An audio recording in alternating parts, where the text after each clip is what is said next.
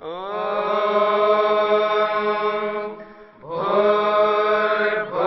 स्वः तत्सवितुर्वरेण्यं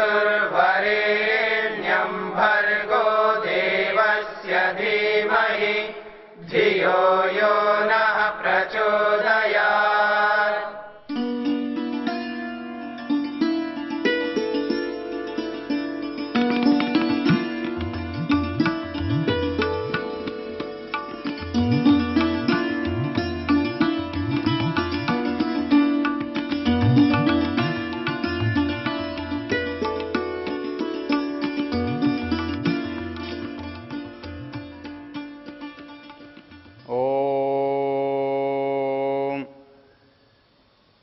एक विद्वान नए बने हुए व्यक्ति के लिए अपने गुरुओं के प्रति, अपने आचार्यों के प्रति कैसा व्यवहार या दृष्टिकोण रखना चाहिए, इस बात को लेकर 2 वाक्य कहे गए हैं। पहला वाक्य है यान्यनवद्यानि कर्माणि त्वया तानि सेवितव्यानि नो इतराणि। इसका अर्थ है कि जो अनिंदनीय कर्म हैं, प्रशंसनीय कर्म हैं, हमें उन्हीं का ग्रहण करना चाहिए, उन्हीं को आचरण में लाना चाहिए, उनका ही अनुकरण करना चाहिए।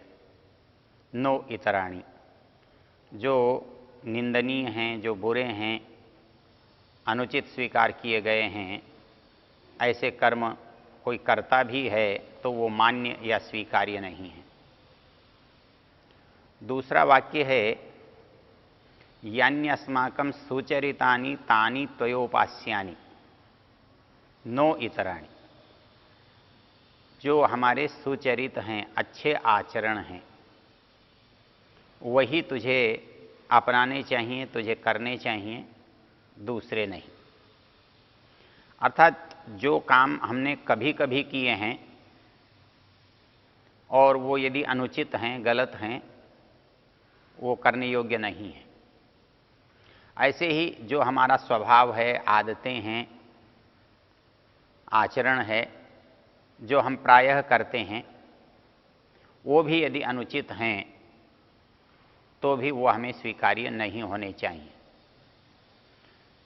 इसमें शिक्षा का उद्देश्य और शिक्षक की जो आदर्श भाव हैं, दिव्य दृष्टि है, दोनों का बोध होता है। प्रथम तो हमारे यहाँ जब हम शिक्षा लेते हैं, आज की तरह व्यापार नहीं था।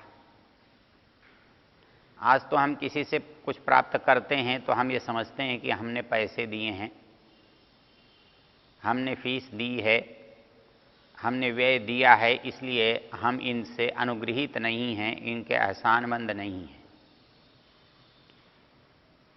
जब पुराने समय में कोई छात्र शिक्षा के लिए जाता था तो गुरु के पास जाने को एक विशेष शब्द के द्वारा हम उसे प्रकट करते हैं या पुराने साहित्य में पाते हैं।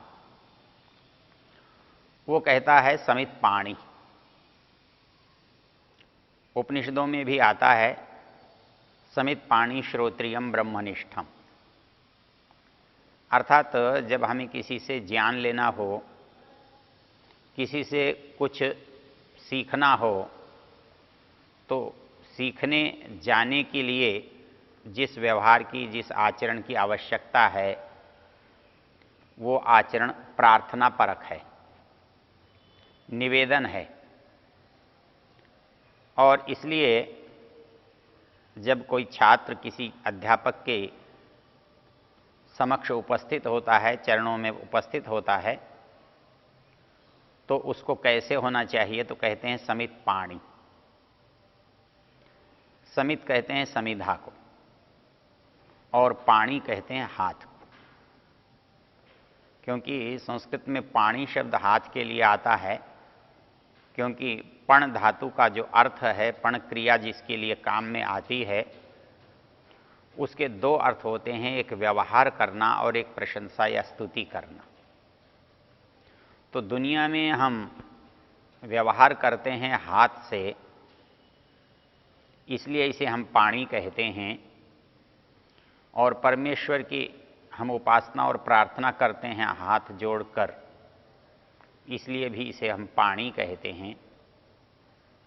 तो स्तुति करने के अर्थ में या व्यवहार करने के अर्थ में पाणी शब्द का प्रयोग होता है। और ये दोनों ही काम क्योंकि हाथ से होते हैं, हम स्तुति कर रहे हैं, ये बात विशेष रूप से हमें हाथ से पता लगती है। जब कोई व्यक्ति बैठा या खड़ा होता है और ईश्वर की उपासना कर रहा होता है, भगवान की पूजा कर रहा होता है, मंदिर में होता है, तो वो अपने दोनों हाथ जोड़ लेता है। जुड़े हुए दोनों हाथ ये बताते हैं कि वो भगवान से प्रार्थना कर रहा है, उसकी स्तुति कर रहा है। तो समित पाणी अर्थात मैं यदि आचार्य के पास भी जाता हूँ, गुरु के पास भी जाता हूँ, तो मेरे हाथ एक विशेष मुद्रा में होते हैं। एक विशेष प्रकार से मैं अपने हाथों को रखता हूँ, जिससे मुझे पता लगता है कि मैं प्रार्थी हूँ, मैं निवेदक हूँ, मैं याचक हूँ। इसके साथ एक शब्द और आता है, वो शब्द है समित। समित कहते हैं समिधा। समिधा यज्ञ की लकड़ी को कहते हैं। अर्थात कोई चीज़ किसी विशेष संदर्भ में जब काम आती है तो उसका नाम भी अलग हो जाता है। तो यज्ञ में जो चीज़ काम आती है, जो लकड़ी काम आती है, उसको हम समिधा कहते हैं। और समिधा शब्द का अर्थ बड़ा व्यावहारिक है, बड़ा उद्देश्य या प्रयोजन से भरा हुआ है। इसके जो मूल क्रिया है उसका अर्थ है जलना, प्रकाशित होना, और सम का अर्थ है भली प्रकार से प्रकाशित होना, भली प्रकार से जलना। तो जब छात्र या विद्यार्थी गुरु के पास जाता है तो उसके हाथ में समिधा होती है, और वो समिधाओं की संख्या भी है। वो समिधाएं 3 होती हैं। तो समिधा हाथ में लेकर कोई छात्र गुरु के सामने उपस्थित होता है, इसका अभिप्राय है। यहाँ प्रतीक हैं। गुरु अग्नि का प्रतीक है, ज्ञानाग्नि का प्रतीक है, ज्ञान के आलोक का, प्रकाश का प्रतीक है। और शिष्य जो समिधा हाथ में पकड़े हुए है, वो उन सूखी लकड़ियों का प्रतीक है, समिधाओं का प्रतीक है। अर्थात जैसे कहीं आग जल रही है और उसमें हम कुछ सूखी लकड़ियां डाल देते हैं तो वो आग तीव्र हो उठती है, और जो लकड़ियां हैं वो जलने लगती हैं, और जलते हुए वो प्रकाश करती हैं, तेज उत्पन्न करती हैं, स्थान को, वातावरण को आलोकित करती हैं, और अपने स्वरूप को बिल्कुल बदल डालती हैं। तो एक व्यक्ति जो अशिक्षित है, असंस्कृत है, वो बिल्कुल बस सूखी लकड़ी जैसा है। उसके अंदर कोई प्रकाश नहीं है, कोई आलोक नहीं है, कोई तेज नहीं है, लेकिन उसमें तेज, आलोक, प्रकाश की क्षमता है। उसका मूलभूत उपादान उसके अंदर विद्यमान है, और ये तब तक प्रकाशित नहीं हो सकता, प्रकट नहीं हो सकता, जब तक उसके अपने कारण से उसका संबंध न बने। जैसे लकड़ी को लेकर जब हम आग में डाल देते हैं तो आग का, अग्नि का स्पर्श पाकर लकड़ी जल उठती है, प्रकाश देने लगती है, तेज देने लगती है। वह तेज उसके अंदर है। अग्नि के संयोग ने केवल उसे प्रकाशित किया है। यदि उसके अंदर नहीं होता तो उसके बिना भी तेज प्रकट होना चाहिए था। किंतु जब तक हम अग्नि में और समिधाएं नहीं डालेंगे तब तक अग्नि अधिक तीव्र नहीं होगा, हमें अधिक प्रकाश और अधिक तेज नहीं मिल सकता। तो इस दृष्टि से ये जो शिष्य है ये समिधा रूप है।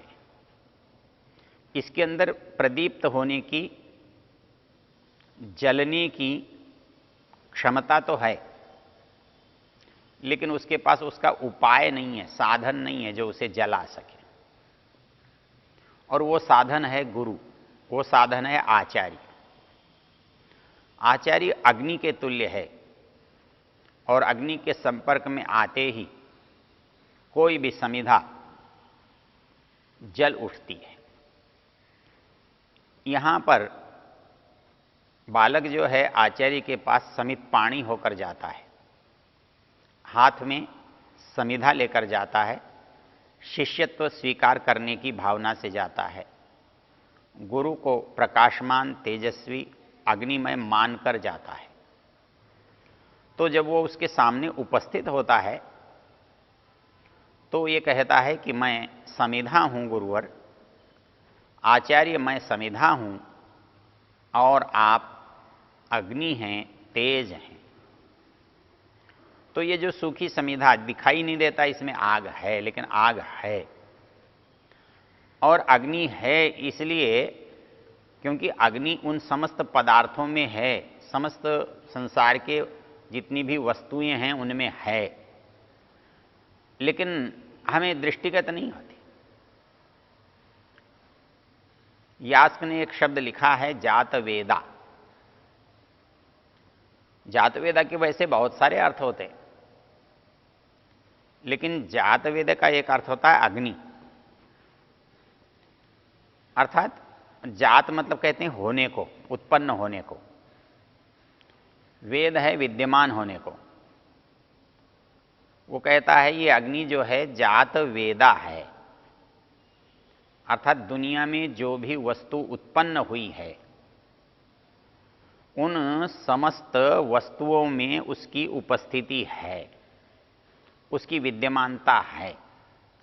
इसलिए जो भी वस्तु अग्नि में डाली जाती है और वो जल जाती है, तो वो जलने की जो योग्यता या क्षमता है वो वस्तु के अंदर विद्यमान है।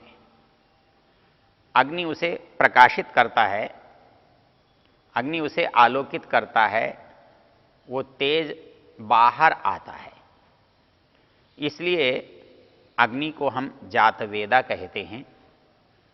वैसे ही एक जो शिष्य है दिखने को मूर्ख लगता है, अनपढ़ लगता है, अल्पज्य लगता है, लेकिन उसके अंदर एक योग्यता है, और वो योग्यता यदि गुरु का उसका संपर्क हो, गुरु से उसका सान्निध्य हो, तो उसके अंदर वो प्रकाश, वो दीप्ति, वो तेज, वो अग्नि प्रकट हो सकती है।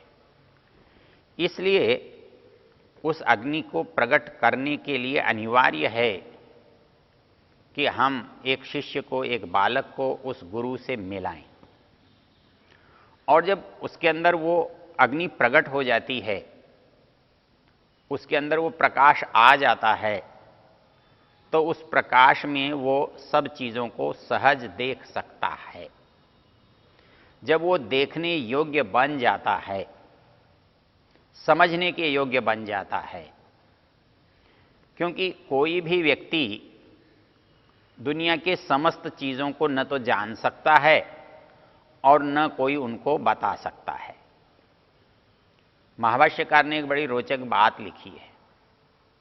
वो कहता है कि आप कहते हो ज्ञान, ज्ञान तो अनंत है, असीम है, तो कैसे तो एक व्यक्ति पढ़े और कैसे दूसरा उसको पढ़ाए, क्योंकि समय और साधनों के बिना तो कोई काम होता नहीं।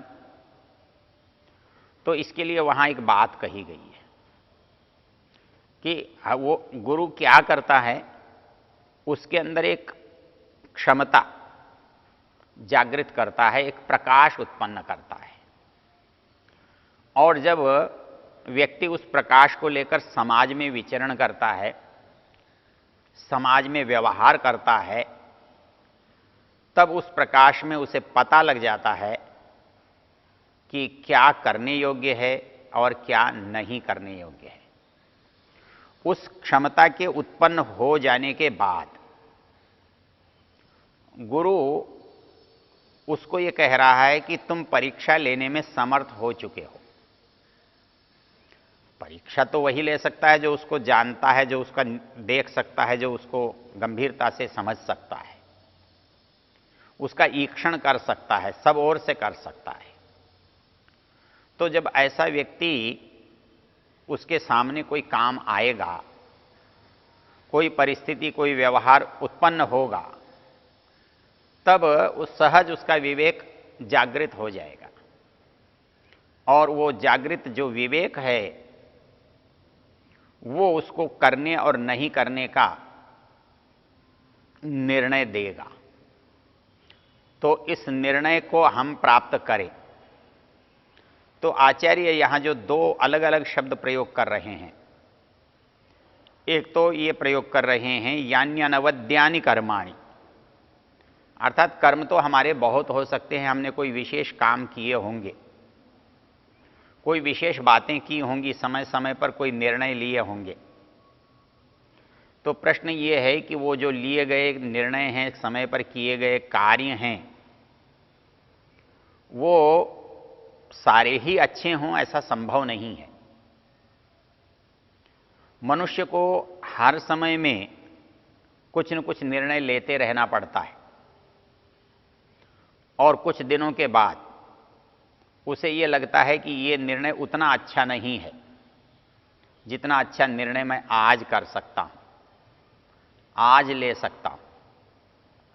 तो इसका ये भी अभिप्राय नहीं है कि मेरे निर्णय लेने की कोई अंतिम सीमा किसी दिन आ जाएगी, क्योंकि अंतिम सीमा तो पता ही नहीं है।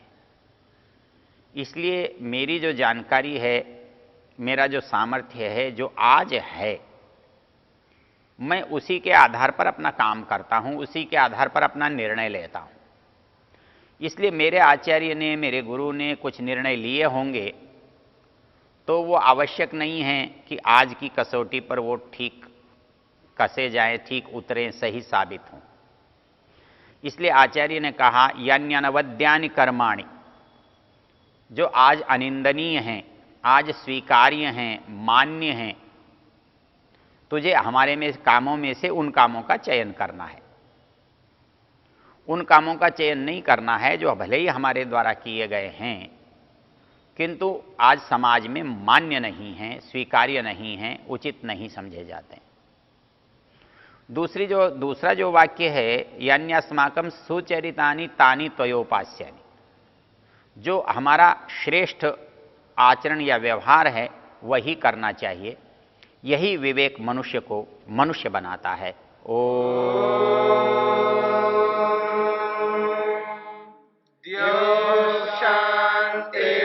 शांतिरंतरिक्षं शांतिर्पृथिवी शांतिरापः शांतिरोषधयः शांतिः वनस्पतयः शांतिर्विश्वे देवा शांतिर्ब्रह्म शांति सर्वं शांति शांतिरेव शांति शांति